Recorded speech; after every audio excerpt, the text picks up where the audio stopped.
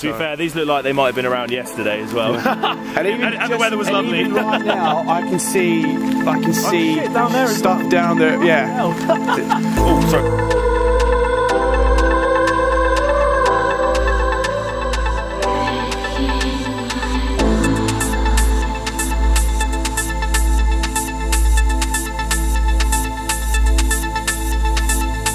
Slug on it. So what have you got there? So I think this is some sort of angel. I'm not really sure what it's called, what the Latin name is, but you can tell from the little skirt that it's got on around its waist. There are a lot of mushrooms that look very much like this mushroom, some that are edible, so you've got to be really careful if you're ever picking mushrooms to make sure you haven't got a skirt on him. Well, I mean, we've potentially got Amethyst Mushroom growing everywhere, which, although edible, I can imagine there's quite a few lookalikes as well, so best be careful with that one. These, around here, oh, let's get under here, shall we? Oh yeah, okay. nice. Yeah. This is kind of colloquially called witch's butter. It's one of the kind of jelly funguses that you see come up a lot at this time of the year. A bit harder to spot as well because it tends to be on dead wood that's just lying on the forest floor, but also really cool. Do you have any uses? I don't know actually. I think you can eat witch's butter, but I wouldn't recommend it because I don't think it tastes very nice. It doesn't look that appetizing, I must say. So what is it about foraging or like looking for mushrooms that you enjoy? Like, why do you keep coming out into the woods? That's a good question. It's so peaceful, and you have to slow down, you have to stop, you have to be aware of your surroundings. And there's always something else on offer. You have to go with the flow of whatever nature is doing. You can't force it or expect to find something just because you've gone out looking. And that's what's really nice. Like, I never come out and I'm not surprised by something. I think that for me it's a bit like fishing, the thrill that you get when you find a mushroom, you know, because you go out with an intention and a plan to try and find something, but you don't actually know what you're going to get, and it's that hunter-gatherer instinct type thing. And the other day when we found, when we found that hen of the woods the other day, I was literally shaking with adrenaline, like genuinely, and I only get that from like skydiving and fishing. What about you, Stu? First time looking for mushrooms? Yeah, it's good. I mean, I don't know a lot about them, but it's very interesting to see. Once you start seeing stuff, you start seeing it everywhere. Where it's never something that I really would have looked at before.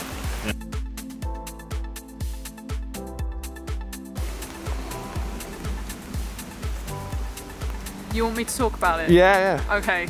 I was like, you're going to get me to sniff it again. So this is a really nice example, much cleaner example of what I think might be a death angel, although it's hard to tell because the skirt on it is a little bit thicker and more fibrous, and I'm no mushroom expert, so it's just hazarding a guess based on what I can see. White gills, slightly mottled top as well, quite fibrous stem, so yeah. So is that, when you identify a mushroom, is that what you're looking for? Like, what are you looking for in the mushroom? Okay, so the main things that I would look for to identify mushroom is what the stem looks like. Is it woody? Is it fibrous? Is it really soft, flimsy? Has it got stem? Secondly, has it got a skirt on it or anything particularly interesting or identifiable? But the main thing that you're really looking at when you're looking at mushrooms is obviously the cap colour, if it's mottled, any texture, and then the second most important thing I'd say is the gills or the paws, the teeth, whatever it is, because that's really what's going to help you identify the difference between something you can eat and something you can't. Quez, do you come tell us what you found, mate? So we've had the novice make a cracking discovery. The novice becomes the master. What is it, Stu? Go on, mate. So it's a beefsteak. How do you reckon you know that, mate? Go on. Just from what we saw the other day, they're usually quite wide. Yeah. And obviously look like a beefsteak. Yeah. On the tree as well. Yeah. You often find them on an oak tree, don't you? Yeah. So. What was really interesting as well is that this is probably only, what, 20 yards away from the hen of the woods as well, and that's what it was like in the other spot too. So obviously they like similar conditions. Yeah. If you were to crack that open, it goes kind of, you know, literally like a rare piece of meat. But although it's edible, it's not very tasty, it's very tough. Yeah. So some people don't realise that actually some mushrooms emerge from what are kind of like eggs or bulbs. So you often see with things like fly agaric, hopefully we'll find some today, at the base of the mushroom is an enormous bulb, and that is basically what a mushroom will shoot out from. That's the start of its fruiting body. So I once actually found what I thought was a puffball, and I was really excited, and I brought it home and I was like, yeah, I found another puffball, it was great. And then when I opened the bag, it was like jelly. It was like complete jelly, it all just melted, and I realised it was a stinkhorn egg. So yeah, it was a pretty unsavoury surprise for me.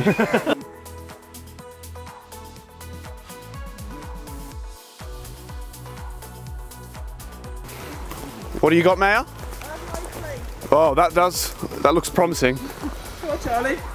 What have you found, Maya? I'm not sure. I need the expert to come and assess. Expert? It does look like a hen of the woods. But that's really cool, like how that's just out on its own by here. Like you'd normally expect to find it tucked in right at the base. So it's quite exposed here, which is interesting. Good spot though, well done there. This one's a bit degraded. I wouldn't go and take this one home. Bugs have already had the best part of that. Unless you want to risk it, Marcus. No.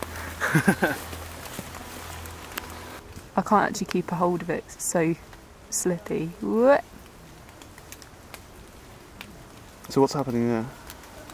So these are like the way, basically what contains the spores, I think. So as animals kind of brush past it, or rain drops on it, or the spores get damaged somehow, is that how it drops the milk containing the spores? I'm not sure with this one actually. I'm not entirely sure what this mushroom is, although it's very common, so I ought to know. It is, can you see it's like super gloopy. So what have you found here, really? So I'm pretty sure, again, no mushroom expert, that these are sulphur tufts. So you wouldn't want to eat these are quite poisonous. But you can tell from the cap colour, it's this kind of really vivid yellow-orange. Maybe mistaken a little bit for honey fungus if you're not sure quite what you're looking at with mushrooms yet. But if you take a look under the cap at those gills, they're nice and yellow, which is an easy sort of tell. These are called jelly ears. They're starting to come up now at this time of year, sort of end of October, beginning of November. These are, as you probably guess, a type of jelly fungus. They are edible. I think they're choice though, so just be a little bit careful if you do want to eat them. I'm not sure that they're that appetising, even though they are edible, so yeah, probably wouldn't bother with those. But they are very beautiful to look at, kind of look like little creatures. So what are some like tips for like a novice forager? Or? Well, I think the first thing is just to have the confidence to actually get out and do it, because you're not going to find anything unless you're there. And then once you're out there, I think Ellie would agree that it's just take your time. You'll come to an area and you'll start looking, and then all of a sudden you'll see more and then more and then more. It's just be patient, really. Yeah, whenever I go out foraging, you don't have to, of course, but it helps to have snacks. Helps to be wearing really sensible clothes as well, because if you are looking for mushrooms, you want to be down low on the ground, so make sure your ankles are covered if there's lots of brambles around. Good walking shoes, not that any of us have set a very I didn't good actually listen today. to Ellie's advice today and came out in some Vans. What have you got? You got barefoot shoes on? Yeah, so I like to wear barefoot shoes in the forest, especially because you can feel what's happening under your feet, so you're less likely to trip over things. I'm literally the only one that came like properly prepared. In proper boots. It's been really great today to get out in nature and find loads of different types of mushrooms, particularly these edible ones here. And it just goes to show that, you know, engaging with these natural processes is really important. And even if you don't have access to, you know, good foraging grounds like these, you can still do that and bring that natural process into your home using a mushroom growing kit. And that really is the essence of becoming a true urban farmer.